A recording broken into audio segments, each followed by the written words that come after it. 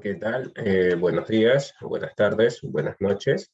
Soy el profesor Óscar Enrique Rabines Hernández, profesor de las Academias Adún y César Vallejo. Y en esta semana, chicos, en el curso de literatura vamos a hablar sobre los representantes de la narrativa indigenista. Con respecto a ello, tengamos en cuenta los objetivos.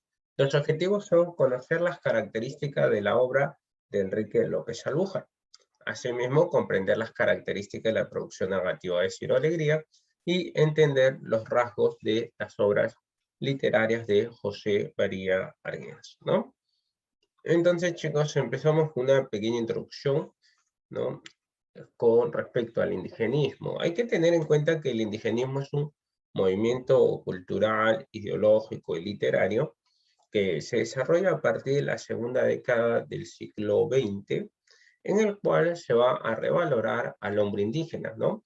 Esto va a ser planteado según el doctor Tomás Escajadillo, el cual señala que este indigenismo va a pasar por tres etapas, las cuales son conocidas como el indianismo, primera etapa, el indigenismo ortodoxo y el neoindigenismo. Con relación a estas etapas, es interesante saber que el indianismo surge en esta etapa los precursores del indigenismo, ¿no? Donde se muestra todavía una visión paternalista y exótica del indio, el cual aparece dentro de las historias como un elemento decorativo. Realmente no es el personaje central o principal, ¿no? Asimismo, tuvo dos momentos en la cual se habla de una tendencia del realismo, en la cual se describe la forma como vive el indio, y la otra va a ser una tendencia modernista, ¿no? En la cual vemos que el indio aparece como un ser exótico, ¿no? Un elemento decorativo, ¿no? Pero cuando ya hablamos del indigenismo propiamente dicho, ¿no? Van a aparecer novelas que ya va a abordar al indio con respecto a cómo piensa, cómo se comporta en su vida cotidiana, ¿no?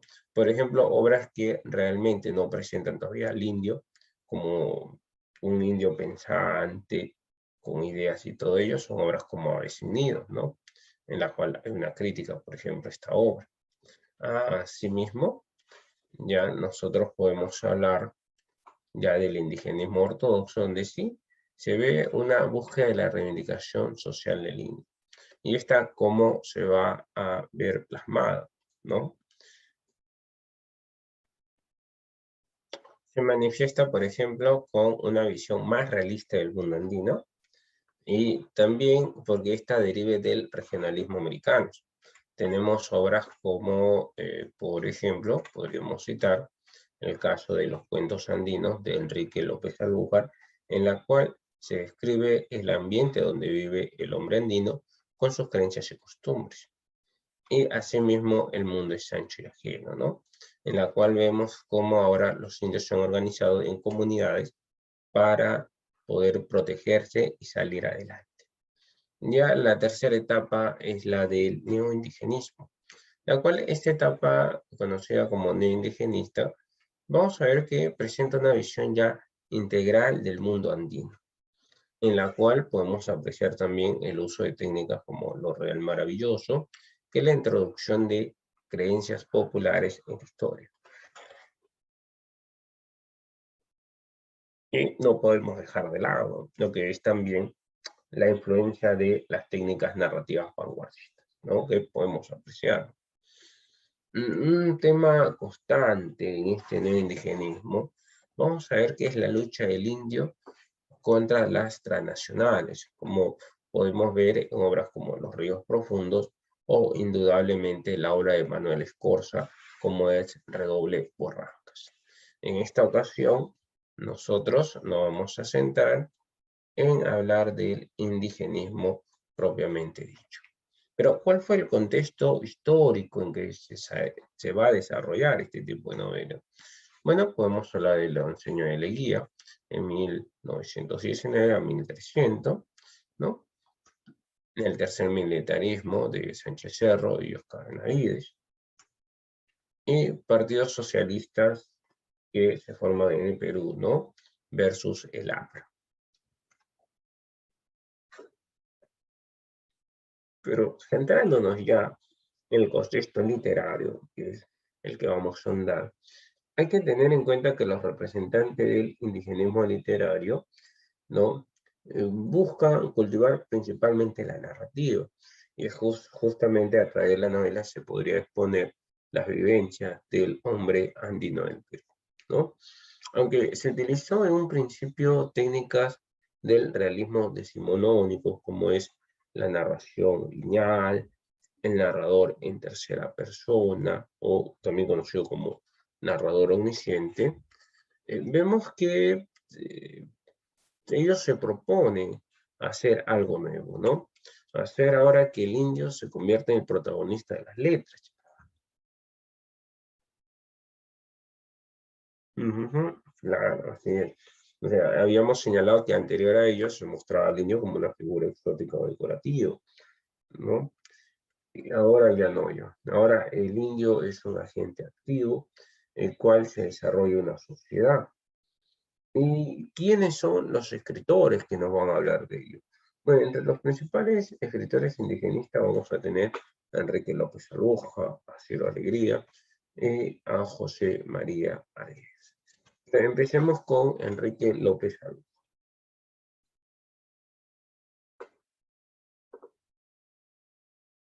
Enrique López Aluja, 1872-1966. Tengamos en cuenta que este señor nació en Chiclayo, en Lambayeque, en 1872. Cursó sus estudios primarios en Piura y los secundarios en Lima, en el Colegio Nuestra Señora de Guadalupe. Ya con el tiempo estudió en la Universidad Nacional Mayor de San Marcos la carrera de Derecho. Se dedicó a la política, al periodismo por un tiempo y fue también encarcelado durante el gobierno de Andrés Cáceres, ¿no? Por cuestiones políticas. En ese entonces, ya liberado, bueno, trabajó como juez en la primera instancia de Huánuco y en Piura, y así como vocal de la Corte Superior de Lambayeque de Tacna. Su constante viaje va a permitir a él poder conocer el mundo andino, lo cual este mundo andino no, lo vamos a ver reflejado en sus obras, ¿no? Ahora, algo muy interesante es que este señor, por su producción literaria, recibió un Premio Nacional de Narrativa en 1950 y lamentablemente fallece en Lima en 1966 a los 94 años. Con respecto a las características de su obra, es considerado el iniciador del indigenismo peruano. Y es que es uno de los primeros escritores que nos va a mostrar al hombre andino, ¿no? Con sus creencias, sus virtudes y en la situación donde vive, ¿no? Ahora, abandona un poco ya el enfoque romántico que le había dado Clorinda Matuiturne, de Suave sin Nido, en la cual el indio es un ser que no lucha, no pelea, simplemente adopta una actitud pasiva y está esperando que alguien generosamente lo ayude, ¿no? En este caso, los blancos, como va a ser la familia Marín. ¿Mm? Y lo interesante de este señor es que nos va a mostrar, sí es cierto, la visión del indio, pero es una visión parcializada del mundo andino.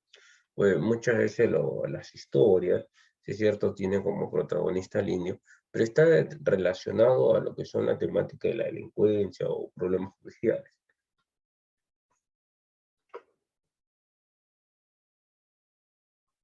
No obstante, va a presentar una tendencia realista, media naturalista, que se va a ver reflejado en lo que es básicamente en las descripciones que hacen sobre algunos hechos, ¿no? Y que se puede notar en obras como Cuentos Andinos en 1920, la cual inicia el indigenismo, Matalaché en 1928, que es una novela retaguardista que retrocede en el tiempo y habla más bien de la esclavitud del hombre afroperuano, ¿no? De ahí va a sacar una nueva versión de Cuentos Andinos, masterizada por Monceda, que lo va a titular Nuevos Cuentos Andinos. Y también tenemos el hechizo de Tomás Yukichu, ¿no? En 1943, que también es una novela muy bella. Ahora, pero hablemos de sus cuentos andinos. De repente, la producción más destacada de este etapa. Con respecto a cuentos andinos, podemos apreciar que pertenece al género narrativo, ¿no? Estructura de cuentos, presenta un narrador protagonista y omnisciente, ¿no? En este caso, se muestra también una narración en tiempo lineal, respetando parte de las técnicas tradicionales, ¿no? Asimismo, los personajes y los ambientes son principalmente andinos, usa un lenguaje culto, inserta algunas voces en quechua, coloca referencias costumbristas y creencias andinas, y se escribe hechos con crudeza y descarnado realismo. Los temas constantes son la rebeldía, la delincuencia, la violencia, el patriotismo, la superstición, la muerte, etc. Veamos el resumen de algunos de los cuentos. Por ejemplo, El campeón de la muerte.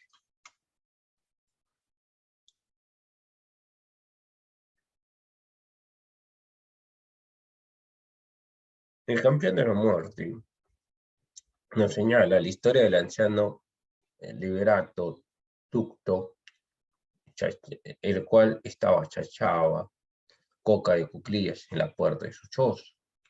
Quería que la hoja le dijera qué suerte había corrido su hija Faustina, la cual había sido raptada hace un mes por el malvado indio Hilario Crispi. Una noche llegó el raptor con un saco en la espalda, lo vació delante de Tucto, y era el cuerpo descuartizado y descompuesto de su hija. Se burló de él y se fue. Juan Jorge, que era el más respetado Yapaco significa asesino con arma de fuego de la zona, pues decidió apoyar al señor Tucto. Tucto mandó a su esposa Martina para contratarlo. Le ofreció 4 toros y algunos carneros para que lo mate con distintos. La cacería duró 4 días, hasta que Liberato Tucto y Juan Jorge vigilaron una quebrada hasta que apareció Hilario Crispi. El Illapaco le metió 10 certeros balazos desde 200 metros y lo mató. Luego con su cuchillo, Tucto le sacó los ojos y la lengua, ¿no?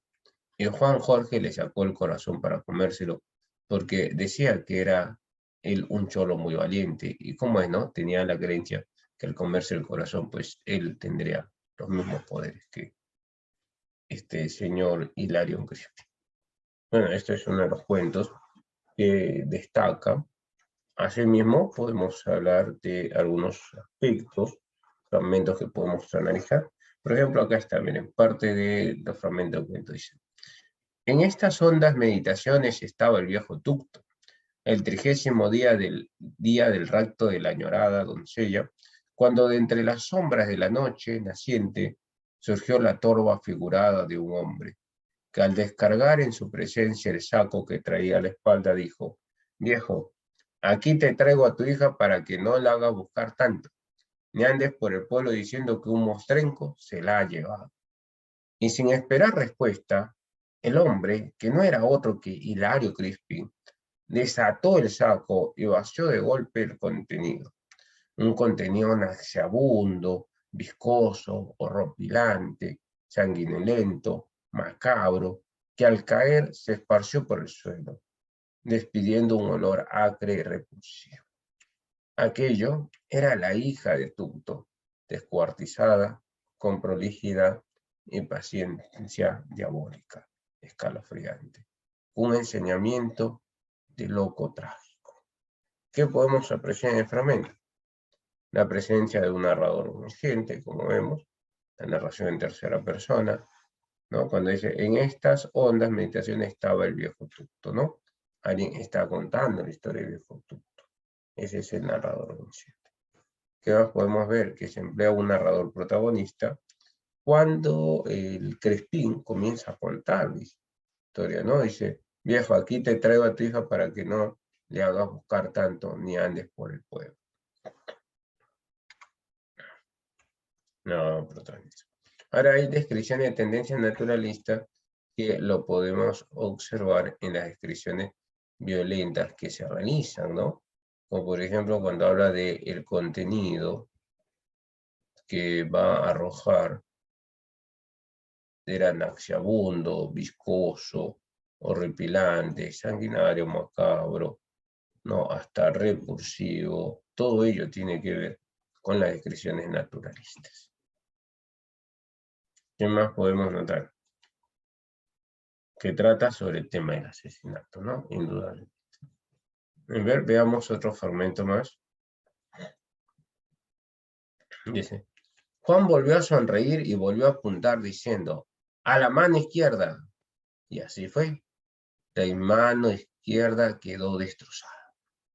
El indio descubierto en su juego, aterrorizado por la certeza y la ferocidad con que le iban hiriendo, convencido de que su victimador no podía ser otro que el Illapauca de Pampamarca, ante cuyo Mauser no había salvación posible. Lo arriesgó todo y comenzó a pedir socorro a grandes voces y al maldecir a su asesino. Pero Juan Jorge, que había estado siguiendo con el fusil, encarado todos los movimientos del indio, aprovechando del momento en que éste quedara de perfil, disparó el quinto tiro, no sin haber dicho antes, para que calles. Y así fue, hiriéndole el terrible yapaco en otras partes del cuerpo, hasta que la 10ª bala, penetrándole por el oído, le destrozó el cráneo. Tucto le volvió boca arriba, de un puntapié, desenvainó su cuchillo y diestramente le sacó los ojos. Esto, dijo, guardando los ojos en el walquí, para que no me persigas. Y esta, dándole una feroz tarascada a la lengua, para que no avises. Y para mí el corazón, añadió Juan Jorge, sácalo bien, quiero comérmelo porque es de un cholo muy valiente. Y así podemos observar que se habla sobre la destreza con fusil de, en este caso, de Juan Jorge Villapauco, y la venganza por parte de Tucto, ¿no? Del cual había perdido a su hijo. Ya, pero no es el único cuento que va a tener. Otro cuento muy importante es Ushananhampi. En el caso de Ushananhampi, el relato cuenta el proceso seguido a Kunzelmayer, indio fornido y rebelde de la comunidad de Chopán. El tribunal de los Yayas lo acusa de robo de ganado a sus vecinos. Ya por tercera vez le aplican el Hitarazum, que significa el destierro perpetuo, y le llevan al borde de un riachuelo. Después de escupir delante de todos, Kunzer se va. Luego de deambular por un mes, regresó una noche para echar coca en su choza y ver a su madre Natasha. Los Yayas habían mandado a cuidar su casa. Sabía que el indio no resiste estar fuera de su tierra, y como bien señala un fragmento, ¿no? Y es que un indio sin tierra es como un indio que no tiene vida. Todos se pasaban la voz, y Kunzelmayer se escondió en el campanario de la iglesia. Desde ahí mató con su rifle a una docena de pobladores, incluso a un yaya. Enviaron a José Facundo para decirle que lo perdonaban y que se vaya. Este le pidió un abrazo de amistad, pero lo engañó y lo retuvo por un momento. Kunzelmayer lo mató. El pueblo, que ya lo tenía rodeado, le aplicó el Ushananhampi, el remedio último, y ese remedio último es la muerte. Lo apuñalaron en los brazos de su madre y lo descuartizaron, hasta solo quedar de él su cabeza y su espina dorsal. fueron abandonados a la orilla del río Chillán y sus intestinos fueron colgados en el dintel de la puerta de su casa abandonada, ¿no? Y de ello trata justamente este famoso cuento como escucharon. Pero veamos algunos fragmentos. Cántenlo, exclamó la misma voz que había ordenado traerlo. Una vez libre en Maya, se cruzó de brazos, irguió la desnuda y revuelta cabeza, desparramó sobre el consejo una mirada sutilmente desdeñosa y esperó.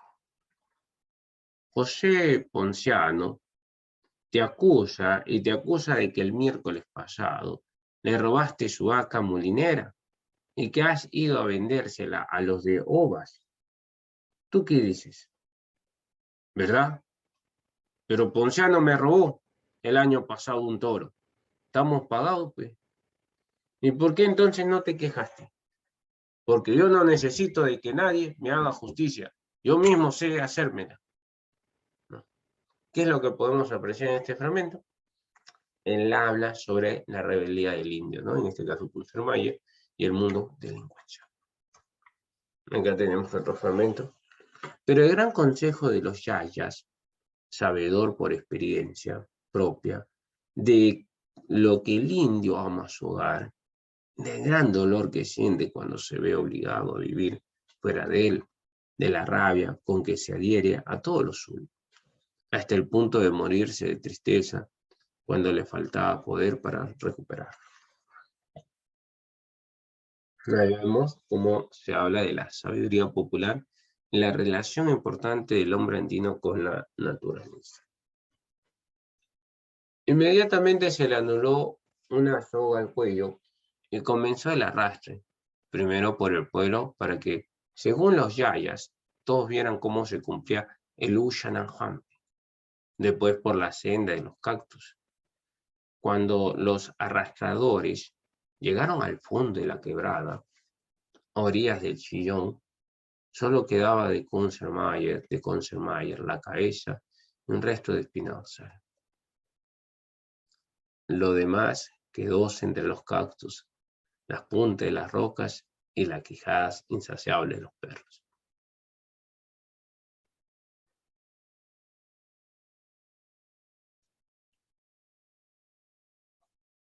Seis meses después, todavía podía verse sobre el dintel de la puerta abandonada y siniestra casa de los Mayer unos colgajos secos, retorcidos, amarillentos, grasosos, a manera de guirnaldas, eran los intestinos de Konsermayer.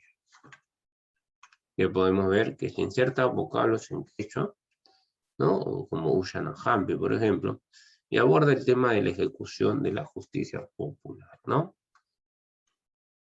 Ahora hablemos de Ciro Alegría Bazán, chicos, 1908-1967. Con respecto a este gran escritor, podemos señalar que destacó tanto en el cuento como en la novela. Presenta una visión exógena del mundo andino, o sea, exterior del mundo andino.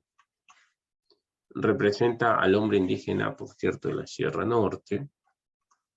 Muestra preferencias por las técnicas tradicionales. Utiliza el retardamiento de la acción, dado que se da lo que se conoce como la interpolación de la historia, ¿no? Y es que dentro de una historia principal se va a introducir otras pequeñas historias. Asimismo está el empleo de un lenguaje culto y un castellano andino. Retrata la lucha entre el indio versus el gamonal o también el indio versus la naturaleza, que se vuelve una constante en muchas de sus obras. Busca la reivindicación del hombre andino y de su cultura. Pero hablemos de sus obras. En la novela podemos destacar La Serpiente de Oro, ¿no? De 1935. Premio de la editorial Nacimiento, trata sobre la vida de los balseros del pueblo de Calemar, a orillas del río Marañón, ¿no? Como esta gran serpiente de oro, que es el Marañón, les puede ofrecer una serie de alimentos, pero a su vez también poder navegar por sus aguas, es estar en constante peligro. De ahí el nombre de la serpiente. La serpiente por lo peligroso que es y el oro por todas la flora y fauna que puede aprovechar el hombre. Los perros hambrientos, premio de la editorial Hip-Hop, cuenta los estragos que vivió la familia de Simón Robles y sus perros, y los pobladores de la hacienda de Paucar a causa de la sequía, ¿no? Y es interesante porque en los perros hambrientos vamos a ver que se establece también la diferencia de clase, que lo podemos apreciar hasta en los animales. Los animales del señor hacendado están gordos, bien alimentados, mientras que los animales de los lugareños están todos flaquitos y buscan cómo sobrevivir. Y ahí vemos, ¿no? Cómo al señor hacendado lo único que le interesa es poder estar bien él y los suyos. Hasta para él más importante es sus animales que sus congéneres, ¿no? Y es muy interesante esta novela. El mundo es Ángel Geno, 1941. Premio de la editorial Farrar y René, narra sobre la lucha por la tierra de la comunidad de Rumi contra el hacendado Álvaro Almenara.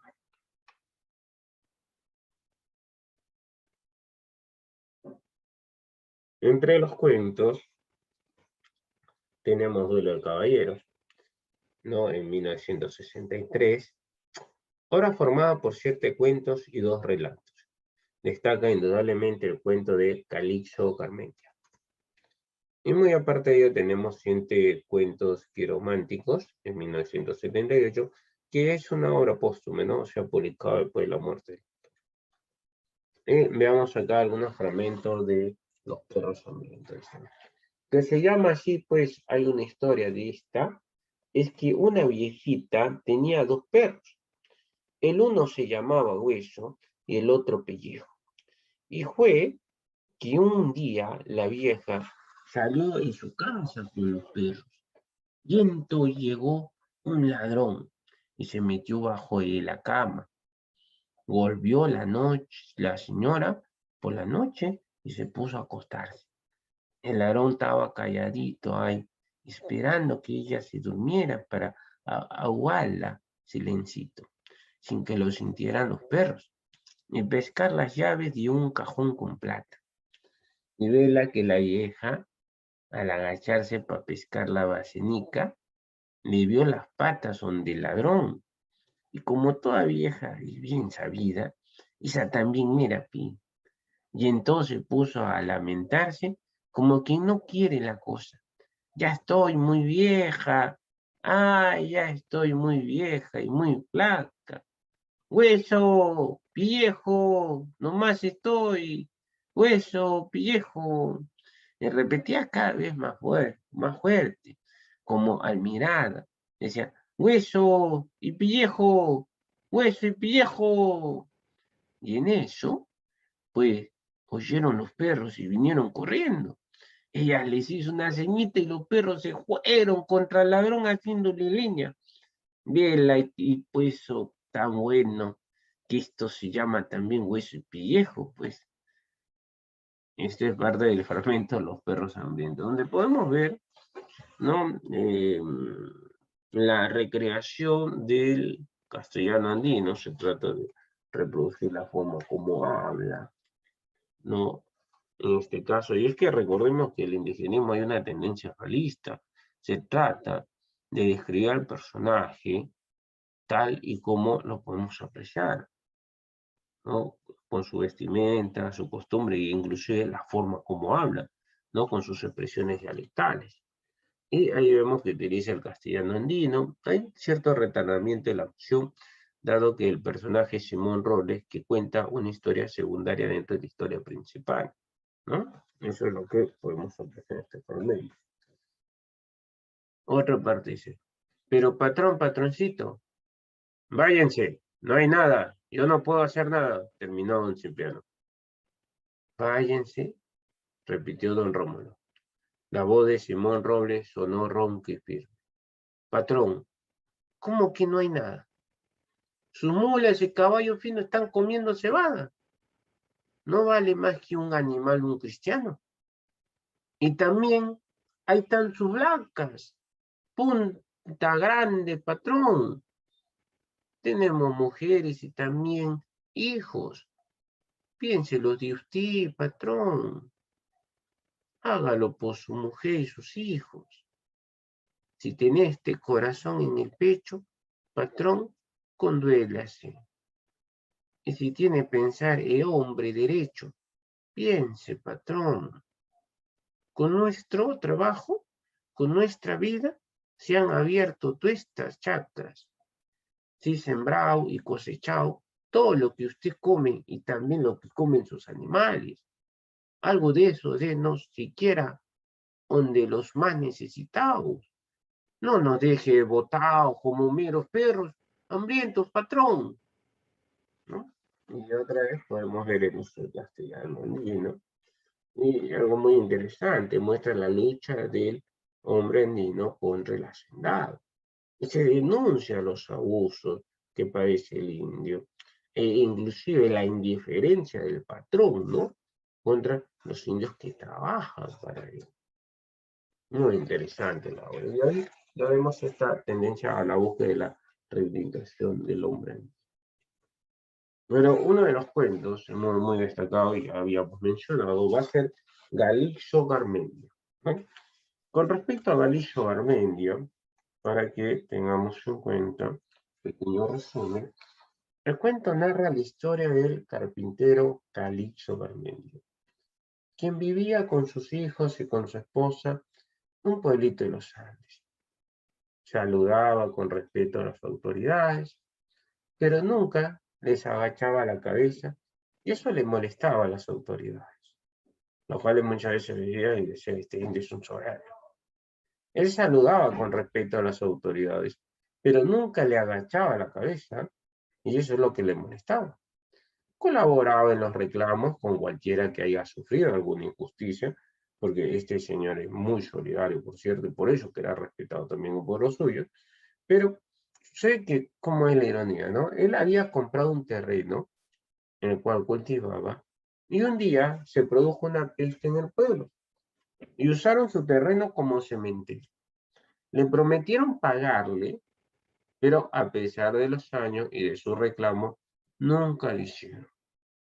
Entonces él mandó cartas a Lima, pero tampoco nunca le contestaron. Pobre y decepcionado y envejecido, ¿no?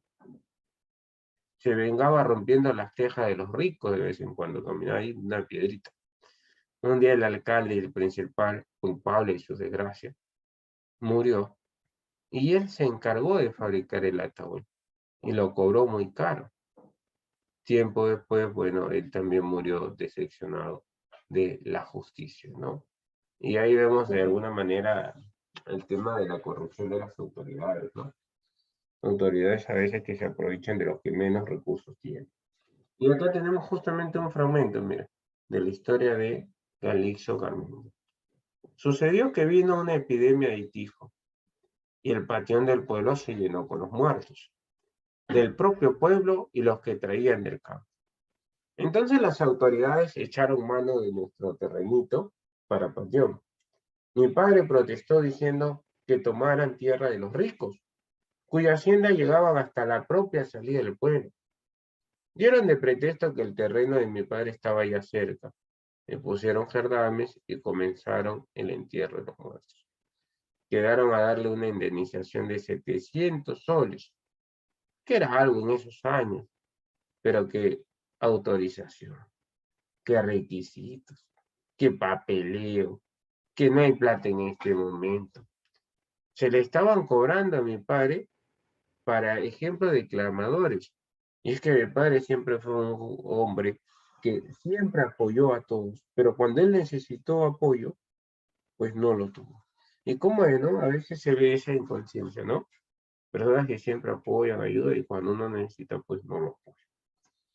¿Qué vemos ahí? Muestra al indio consciente de su realidad, pues reclama ante la injusticia social. Y ahí ya vemos un indio de carne y hueso. No, no un indio que necesita de un hombre blanco que lo protege, como vemos en Aves Unido, ¿no? O de repente los sapos, los dioses, la tierra que lo protege, no. Sino que vemos un indio, y a pesar de no tener educación, él es consciente cuando se están aprovechando de él o de los suyos, y reclama su derecho, y lo hace con valentía, a pesar que tiene luego que pagar las consecuencias también de este acto, contra malas autoridades que tienen el poder y abusan de este. Por otro lado, vamos a observar también, ya, muy bien, entonces, veamos otro cuento, ¿no?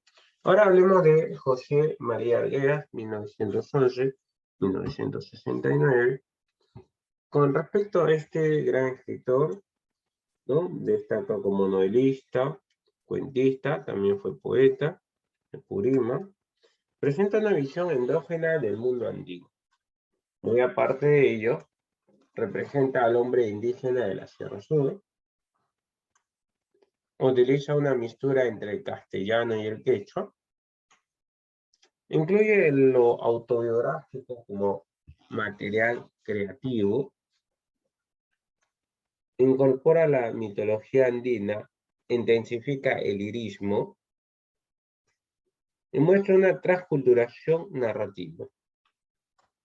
Asimismo, rescata y difunde la literatura y la cultura andina, ¿no? Y esto lo podemos ver reflejado en sus obras, en la cual vemos una realización y ampliación del tratamiento del problema del indio.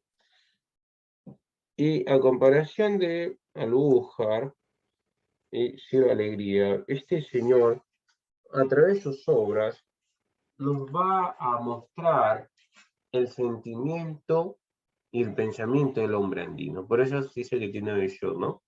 Del mundo interior del hombre andino. ¿No? No solo lo describe, sino además él lo siente, ¿no? Y esto lo podemos ver reflejado en novelas como Jaguar Fiesta, que habla sobre la amenaza de las tradiciones de la corrida de toros al estilo andino en el pueblo de Puquio, Ayacucho. Tenemos Los ríos profundos en 1958, que cuenta la vivencia del niño Ernesto entre Cusco y Abancay. Tenemos El sexto en 1961, que se va a ambientar en la ciudad de Lima y narra las experiencias carcelarias de Gabriel en el penal, el sexto. Toda la sangre en 1964, que trata sobre el conflicto entre dos hermanos hacendados, don Fermín y don Bruno. La llegada de la minera Apacorba en la lucha social del indio Rendón Huita. Asimismo, El zorro de arriba y el zorro abajo en 1971, que es una novela inconclusa. En de los cuentos, vamos a destacar acá Agua, 1935, obra formada por cuentos del mismo nombre, Agua, Los Escoleros y Guarma Cuyay, Amordini. Tenemos La agonía de Rasuniti, en 1962, que trata sobre la muerte de un viejo danzante. Y El sueño del Pongo, en 1965, que trata la historia de un pequeño pongo que le cuenta un raro sueño a su patrón, ¿no? En la cual, en este extraño sueño, el ponguito le va a hablar a su patrón sobre un ángel que los trajo a los dos y estaban todos juntos, ¿no? En la presencia de Divina Providencia. Entonces, la Divina Providencia pidió dos ángeles, ¿no? Un ángel viejo y un ángel bello y hermoso. Le pidió al ángel bello y hermoso que se colocara al lado del patrón y al ángel todo viejito que estaba caído al lado del pongo, ¿no? Y el patrón dijo, bueno, como debe ser, pues, ¿no? Un ángel viejo caído está a tu lado, y un ángel bello, obviamente, ¿no? Ahora, lo interesante es que vemos que luego cada ángel tenía una vasija, ¿no? En las manos. Y vemos que el ángel del pongo tiene una vasija con excremento y el ángel del patrón tenía una vasija con rica miel. Entonces, la Divina Providencia le dijo que los bañara con lo que tenía. Entonces al pongo lo bañaron con el excremento, ¿no?, que tenía en la bandeja el ángel viejo, y más bien al hacendado lo bañaron con la rica miel que tenía el ángel bello. Una vez acabado este ritual, pues la divina providencia les exigió a ellos que se la vieran, y pues tuvieron que hacerlo.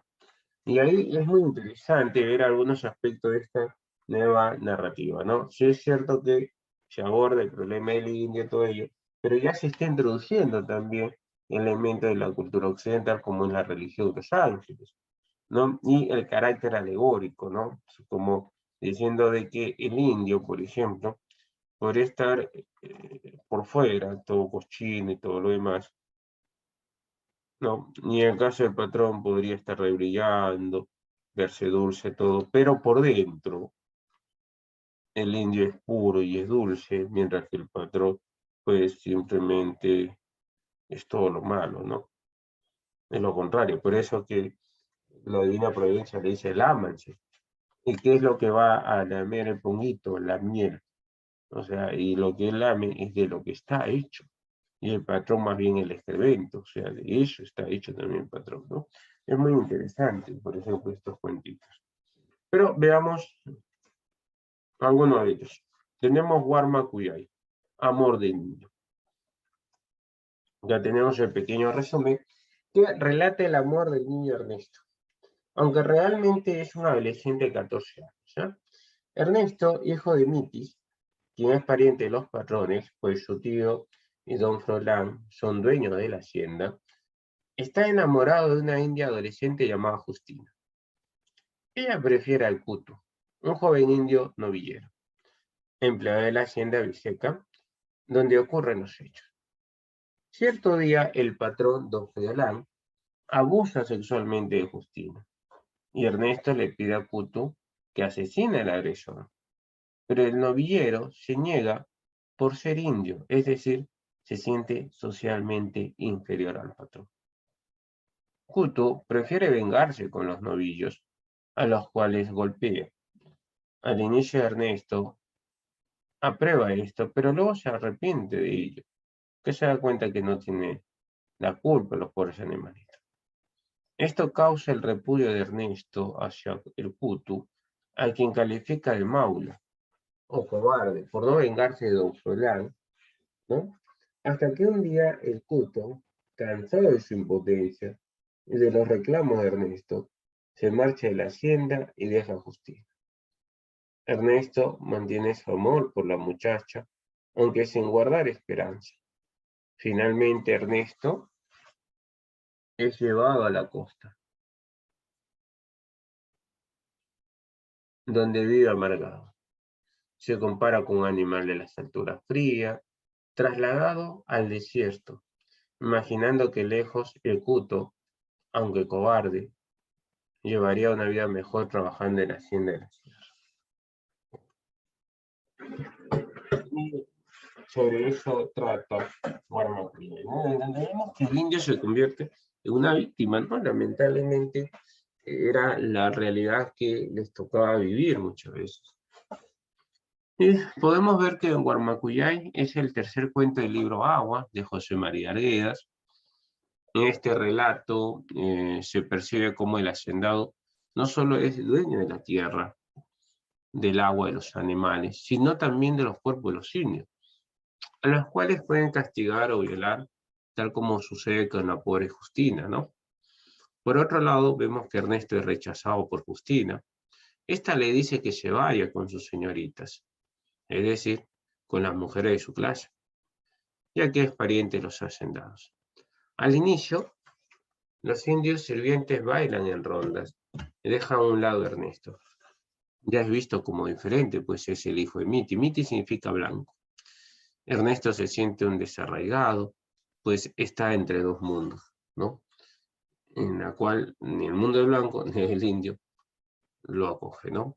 Y ojo, y está contenta, este tema del desarraigo se vuelve una constante, ¿ah? En las obras de Arguedas. Y puede ser que muy en el fondo él también se sentía, ¿no? Que no pertenecía a ninguno de los dos mundos, aunque él amaba la cultura indígena. Y eso podemos verlo en los ríos profundos, por ejemplo.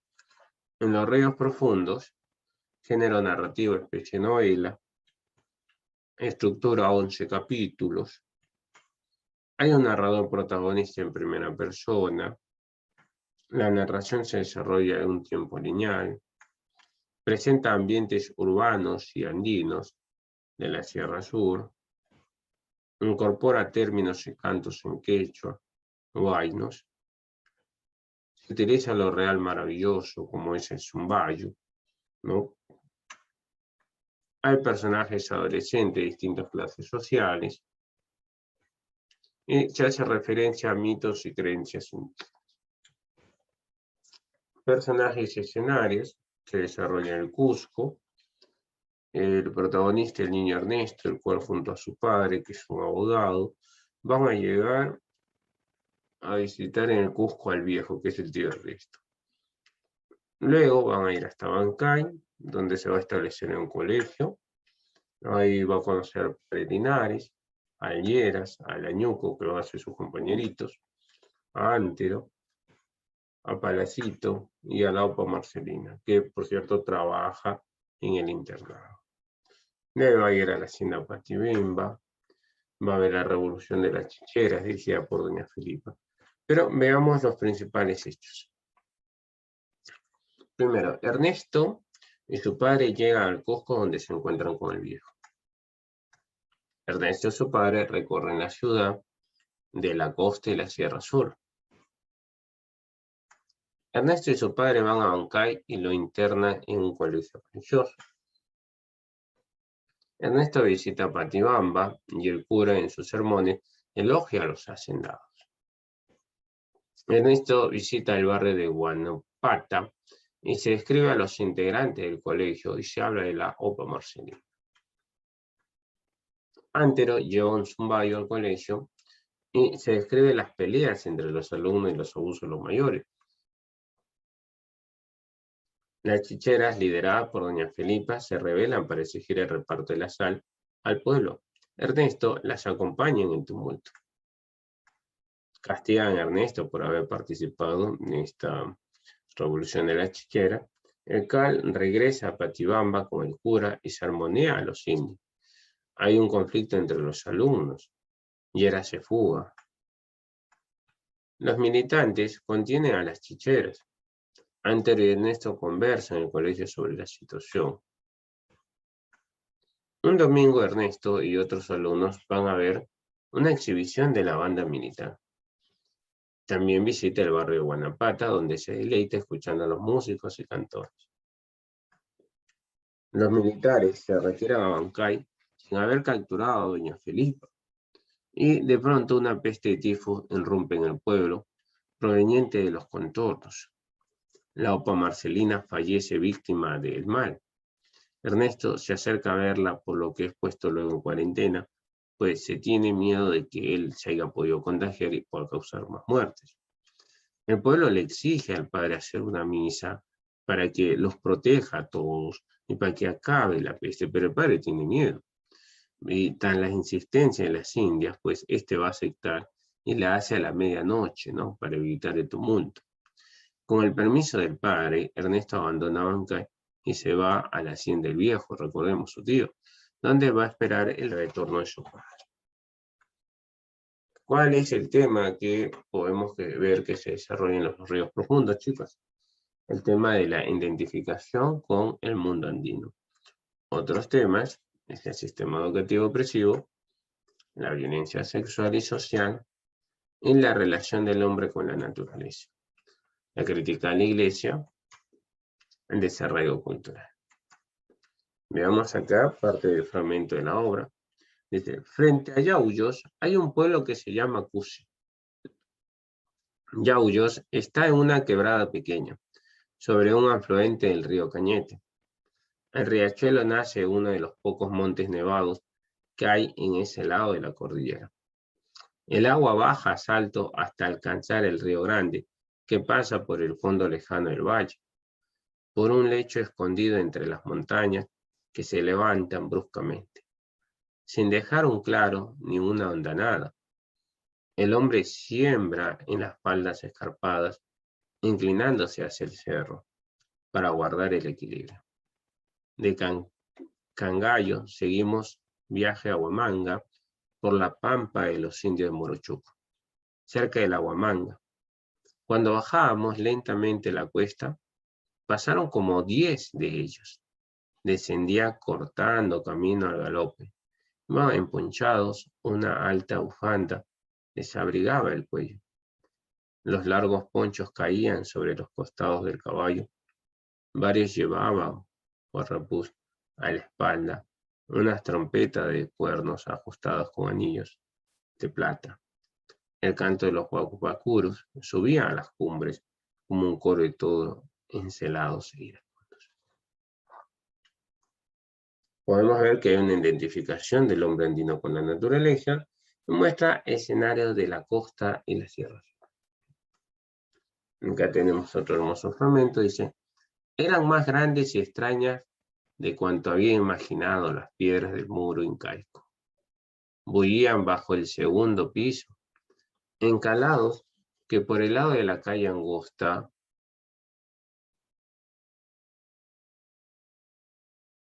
eran ciegos. Me acordé entonces de las canciones quechuas que repiten una frase patética constante: Yaguar Mayu, río de sangre; Yaguar Uno, agua sangrienta; Puchi Yaguar, Cocha, lago de sangre que hierve; Yaguar Hueca, lágrima de sangre. ¿Acaso no podría decirse Yaguar Rumi, piedra de sangre, o Puki Puki Yaguar Yumi, piedra de sangre viviente? Era estático el muro, pero hervía por todas sus líneas. La superficie era cambiante, como la de los ríos en el verano, que tienen una cima así, hacia el centro del caudal, que es la zona temible de las más poderosas. Se utiliza vocablo del quechua con lenguaje lírico y hay una visión animista sobre los muros incaicos. Acá tenemos otro fragmento. En los campos templados o fríos, la voz humana o la de las aves es llevada por el viento a grandes distancias. Sin embargo, bajo el sol denso, el canto de Zumbayo se propagaba con una claridad extraña. Parecía tener agudo fino. Todo el aire debía estar hinchado de esa voz delgada, y toda la tierra, ese piso arenoso del que parecía brotar. Zumbayo, Zumbayo. Repetía muchas veces el nombre mientras oía el zumbido del trompo. Era como un coro de grandes tancayunks fijos en un sitio, prisioneros sobre el polvo, y causaba alegría repetir esa palabra tan semejante al nombre de los dulces insectos que desaparecían cantando en la luz. Podemos observar que el zumbayo representa lo real, maravilloso. Y en el siguiente fragmento, el padre director avanzaba entre las mujeres, escoltados por dos frailes. Le hacían campo y entraban con cierta rapidez. Llegó junto al arco de la torre, frente a la chichera, levantó el brazo derecho como para bendecirla, luego le habló: no, hija, no ofendas a Dios. Las autoridades no tienen la culpa. Yo te lo digo en nombre de Dios. ¿Y quién ha vendido la sal para las vacas y la hacienda? ¿Las vacas son antes que la gente, padrecito Linares? La pregunta de la chichera se escuchó claramente en el parque. La esquina que formaban los muros de la torre y del templo servían como caja de resonancia. No me retes, hija. Obedece a Dios. Dios castiga a los ladrones, padrecito Linares, dijo a voz la chichera, y se inclinó ante el padre. El padre dijo algo y la mujer lanzó un grito. Maldita no, padrecito, maldición a los ladrones. Es lo que podemos apreciar en este fragmento, que obviamente corresponde a doña Felipa, la cual dirigió la revolución de la chichera. Claro, se ve que las chicheras se arreglan por la sal y se critica a la Iglesia Católica porque favorece a los más poderosos, ¿no? Una iglesia corrupta que obedece a los intereses económicos. ¿no? Vale, podemos ver esa dimensión. Bueno, acá está la bibliografía que hemos empleado para el desarrollo de este tema. Y ahora, chicos, los invito a que desarrollemos la práctica. Nos vemos en el siguiente video.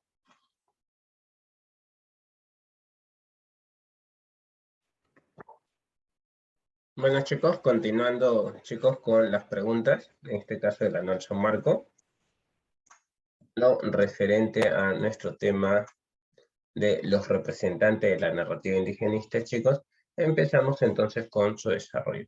Pregunta número 1. ¿Okay? ¿Qué nos dice la pregunta número 1? Dice, el indigenismo literario en el Perú atraviesa por 3 etapas, como es el indianismo, indigenismo ortodoxo y neoindigenismo. De acuerdo con esta propuesta, Enrique López Arbuja inicia la segunda etapa con su obra Cuentos Andinos. Señala la secuencia correcta de verdad o falsedad con respecto a este autor, ¿no? En este caso, Enrique López Arbuja. Dice, toma muy en cuenta los postulados ideológicos del modernismo sobre el indio. Su visión del indio todavía es parcial. En esto influyó su trabajo como juez. Incorpora recurrentemente las creencias mítico-mágicas del hombre andino y mezcla técnicas narrativas tradicionales y vanguardistas. Presenta de manera verosímil, pero no a profundidad, el mundo andino. Veamos. Primero, sobre Enrique López Arbuja, chicos, analicemos cada una de las alternativas planteadas. En la 1 nos dice que toma muy en cuenta los postulados ideológicos del modernismo sobre el indio. Vamos a ver que los modernistas, como Ventura García Calderón, muestran una visión exótica o superficial del indio, ¿no? En cambio, el caso de López Arbuja rechaza eso en su obra Cuentos Andinos. Entonces podríamos señalar, en relación a lo mencionado, que eso es falso.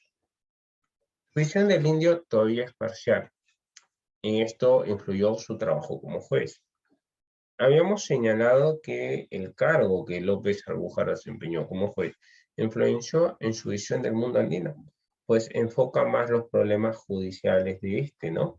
Y ello sería verdadero. Incorpora recurrentemente las creencias mítico-mágicas del hombre andino. Con respecto a ello, hay que tener en cuenta que algunos cuentos como Los Tres Jilgueros o Ushanan Hampi describe algunas de las creencias andinas, pero no lo hace de manera recurrente. Entonces, por ese término de manera recurrente, vamos a señalar que es falso. Mezcla técnicas narrativas tradicionales y vanguardistas. Bueno, con relación a López Albújar, hay que recordar que él cultivó tanto el cuento y la novela, y las técnicas que emplea son técnicas tradicionales, tipos del realismo decimonónico, ¿no? Como va a ser la narración lineal, el narrador omnisciente o narración en tercera persona, las descripciones detalladas. En tal instancia, esto de que empleó técnicas vanguardistas es falso. Y en la quinta, presenta de manera verosímil, pero no a profundidad, el mundo andino.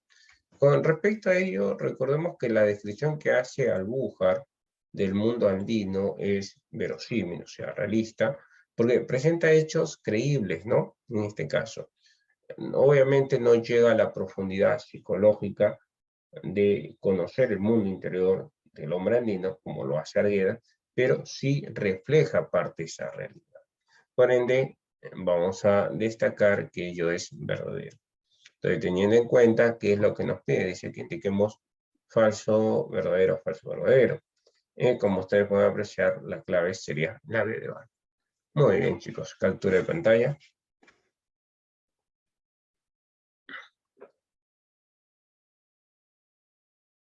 Ya, vamos a la siguiente pregunta.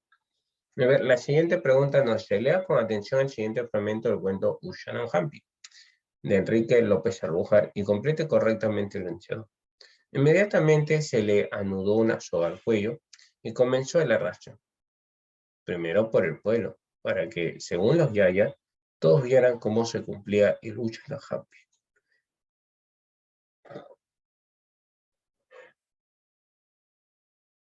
Después por la senda de los cactus, Cuando los arrastradores llegaron al fondo de la quebrada, orilla del sillón, solo quedaba de Consermayer la cabeza y un resto de espina dorsal. Lo demás quedóse entre los cactus, las puntas de las rocas y las quijadas insaciables de los perros. 6 meses después, todavía podía verse sobre el dintel de la puerta abandonada y siniestra casa de los Meyer unos colgajos secos, retorcidos, amarillentos, grasosos, a manera de guirnaldas. Eran los intestinos de Consermayer. A nivel formal, el relato muestra un narrador que realiza una descripción apelando al y se deduce de lo leído que el tema es. Entonces tenemos que marcar la alternativa que nos permita completar de forma correcta, ¿no?, este enunciado. Entonces, el narrador ya es testigo, protagonista, objetivo, omnisciente. Recordemos las frases anteriores. Que realiza una descripción apelando al exotismo, idealismo, naturalismo, realismo mágico. Y se deduce de lo leído que el tema es la lucha entre la civilización y la barbarie, el castigo de un pueblo contra un asesino, la ejecución de la justicia popular o el enseñamiento por una venganza. Creo que ya sabemos cuál es la clave, señores. Y habíamos ya señalado, ¿no?, algo de las espinas dorsales, la descripción de amarillentos, grasosos, así es. Como bien habían pensado, todo ello estaría relacionado con lo que es el naturalismo, chicos. Y ya ahí está la clave, ¿no? Por ejemplo, en la A es falso dado que el narrador testigo participa en las acciones de la historia y relata lo que hacen otros, ¿no? Entonces, por ese lado ya es falso. Asimismo, el exotismo es la alusión a hechos alejados del tiempo y el espacio. No se aprecia esa lucha en este caso. Ahora, la B también es falso porque el narrador protagonista, recuerden, utiliza la primera persona para narrar su propia historia, la cual no podemos apreciar en este fragmento. Asimismo, no es un relato idealizado, sino verosímil, porque habla de la historia de Consermayer, que fue expulsado del pueblo y luego lo mataron por haber regresado, ¿no? Le aplicaron el castigo final, que era el Oshanahampi.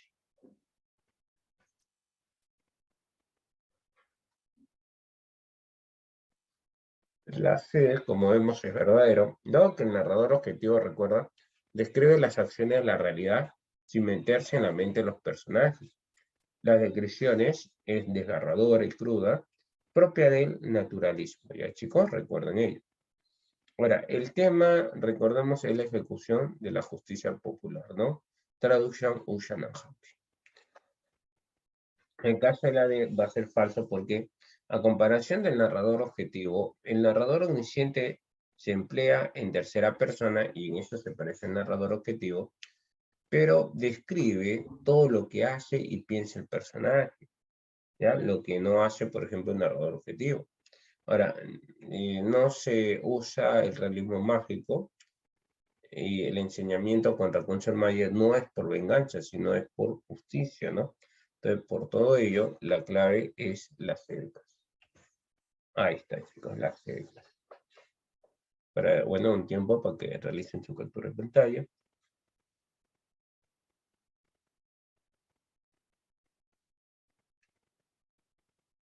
Ya, pasamos a la siguiente.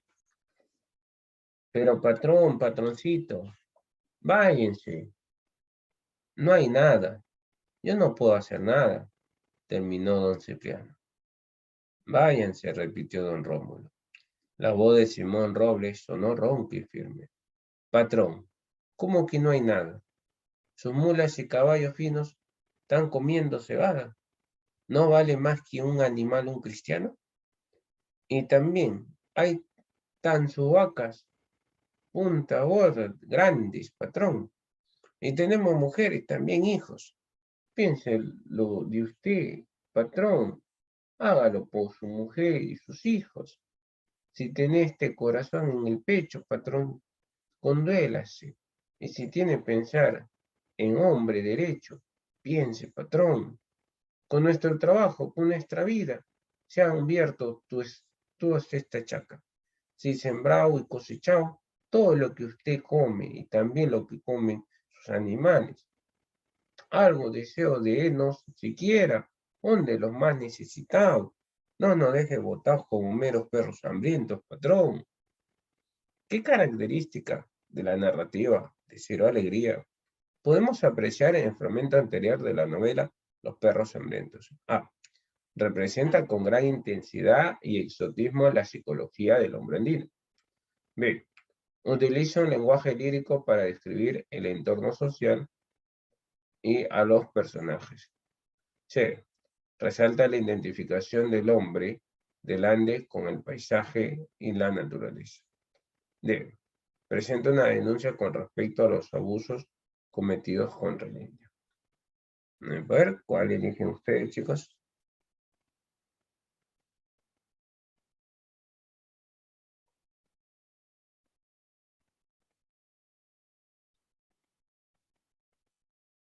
Así es. Como bien señalamos, ¿no? Sobre las características de la producción de la narrativa de Cero Alegría, pues analicemos las alternativas. Primero, en el caso de la A va a ser falso porque si bien es cierto que el fragmento se expresa parte de la psicología del hombre andino, no se muestra el exotismo. Más bien se retrata los hechos como reales, ¿no? O verosímiles.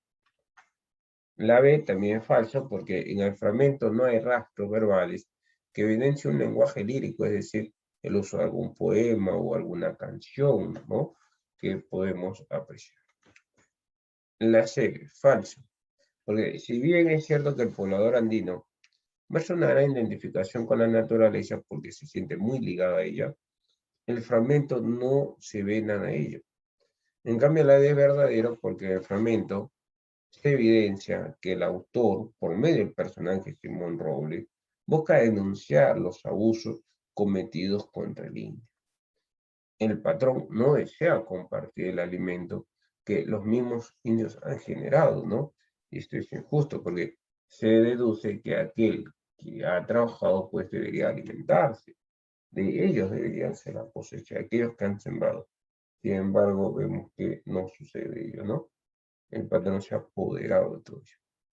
Bueno, captura de pantalla.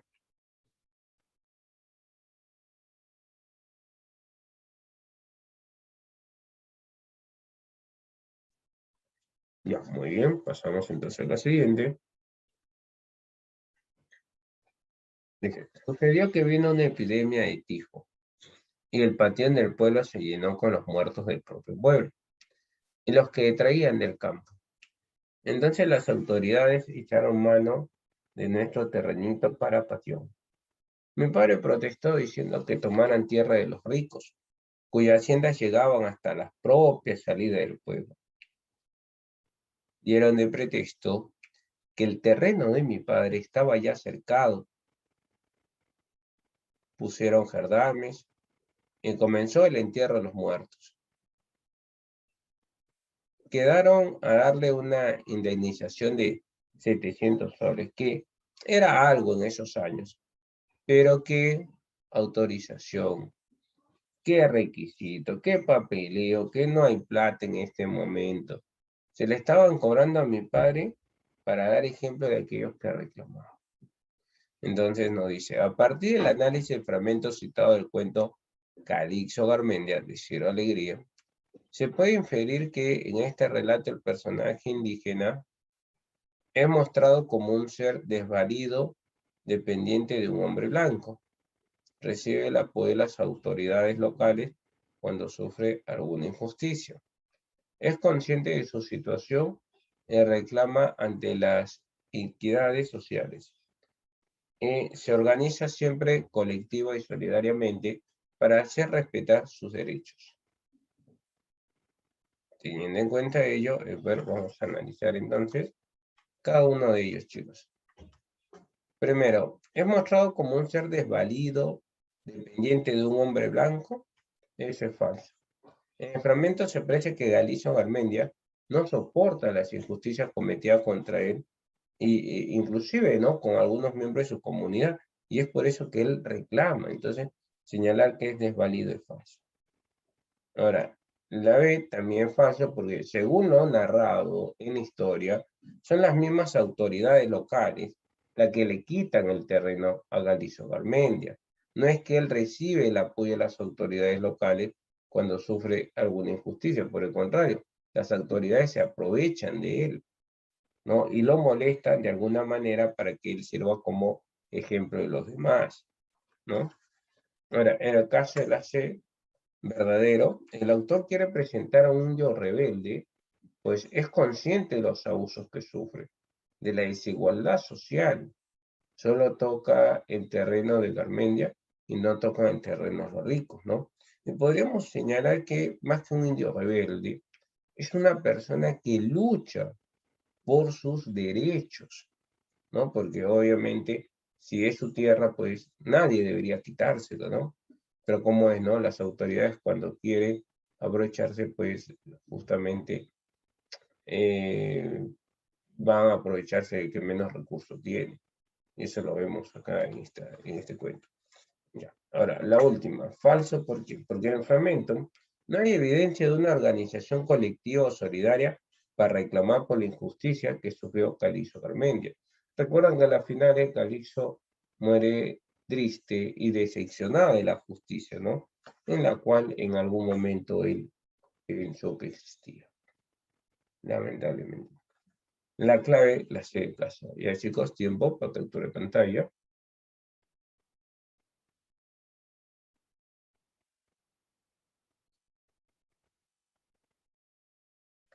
Muy bien, pasamos entonces. Pregunta número 5. La hacienda era de don Froilán y de mi tío, y el resto de la gente fueron escarbe de papas y dormían en la chacra a 2 leguas de la hacienda. Subimos las gradas, sin mirarnos siquiera, entramos al corredor, entendimos ahí nuestras camas para dormir, alumbrados por la luna. El cuto se echó callado. Estaba triste y molesto. Yo me senté al lado del cholo. Cuto, ¿te ha despachado Justina?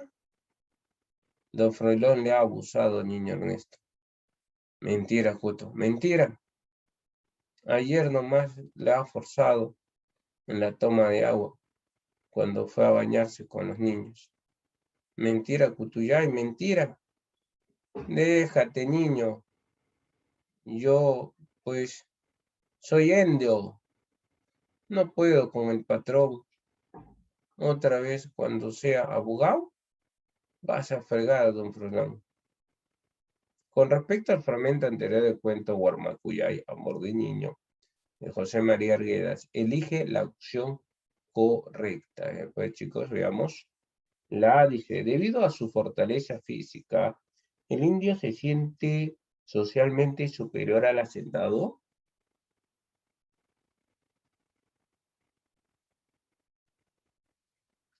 El hacendado no solo es el dueño de la tierra, sino también de los cuerpos de los indios. Sí. El cuto se vale de una mentira para que el niño Ernesto no siga sufriendo por el amor de Justina. Y de el niño Ernesto se siente un desarraigo, pues sufre un conflicto entre dos mundos. Bueno, como vemos, analizando cada una de las alternativas, pues la A señalaremos que es falso. ¿Por qué? Porque se aprecian las palabras del cuto que el indio en este relato se siente socialmente inferior al hacendado, que solo las leyes podrán castigarlo. Y aún así, porque el que pone las leyes es el hacendado. Entonces, que él se sienta superior, no, por contrario, se siente inferior. Bueno, en el caso de la B, vamos a ver que es verdadero, porque es evidente que el hacendado no solo es el dueño de las tierras que trabajan los indios, y de los medios de producción, sino también él se siente dueño de las personas que le sirven, ¿no? En ese caso, los indios, los cuales, bajo su concepción errónea, él puede castigar, violar, y etcétera, etcétera, ¿no? Como pasó con la pobre Justina. Ahora, en caso de la C es falso porque no existe indicio en el fragmento para deducir que el Cuto le dice una mentira a Ernesto para que olvide a Justina. Al menos el fragmento no lo podemos corregir ni siquiera. Y la D, si bien es cierto que en este cuento el niño Ernesto muestra su desarraigo entre la cultura andina y la occidental, ojo, ya hablando del cuento en general, pero en este fragmento no se aprecia ello, de problemas en desarrollo cultural. Por ende, la clave la B de banco. Chicos, tiempo para su captura de pantalla.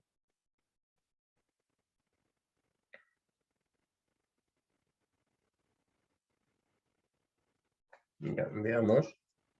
Punto número 6. Le pregunté entonces por las aves que daban vuelta sobre la fortaleza. Siempre están, me dijo. ¿No recuerdas que Guamán significa águila? Y Saika Guamán quiere decir águila repleta. ¿Repleta? ¿Se llenará con aire? No, hijo, no come. Son águilas de la fortaleza. No necesitan comer. Juegan sobre ella, no mueren, llegarán al juicio final. Y el viejo se presentará ese día peor de lo que es, más ceniciento. No se presentará. El juicio final no es para los demonios. De acuerdo con el fragmento citado de la novela Los Ríos Profundos, donde el niño Ernesto dialoga con su padre, se puede inferir que la voz narrativa propone una visión mágico-religiosa con respecto a la realidad, pretende exaltar la interioridad conflictiva del hombre andino, se describe el mundo andino desde una perspectiva exógena y recurre al castellano como expresión de un desarraigo cultural. Muy bien. Veamos. La clave es lo que ustedes están esperando. En este fragmento, ¿no?, en el cual se muestra el diálogo que sostiene Ernesto con su padre sobre las águilas de Sacsayhuamán y sobre Viejo, su pariente, vamos a ver que la alternativa A es verdadera. El narrador propone una visión mágica, religiosa de la realidad, porque nos dicen que las águilas no comen, dice, ¿no? Y estas estarán ahí hasta el juicio final. O sea, le ponen a estas águilas como seres mágicos, ¿no? Poderosos. Ujú. Ahora, en la B, bueno, es falso porque la intención del narrador no es alabar la interioridad conflictiva del indio, sino más bien describir cómo es la vida de algunos animales, de los hombres, ¿no? Cargados con algo de superstición. Ahora, la C también es falso porque el narrador muestra una descripción del mundo andino desde una perspectiva endógena, pues se incorpora el imaginario del hombre indígena como la concepción animalista de la naturaleza. Y la D es falso porque el desarraigo significa separar a alguien del lugar o medio donde se ha criado, o cortar los vínculos afectivos que tiene con ellos. En el fragmento, pues, no se aprecia tampoco este tema. Por ende, la clave, la B de Margito. Chicos, para su captura de pantalla.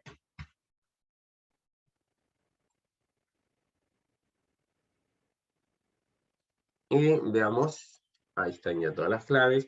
Y bueno, chicos, lo único que me queda es decirles muchas gracias por habernos acompañado. Ya nos estamos viendo para un próximo video de tu clase de literatura. Cuídense mucho, chicos, y nos vemos, ¿no?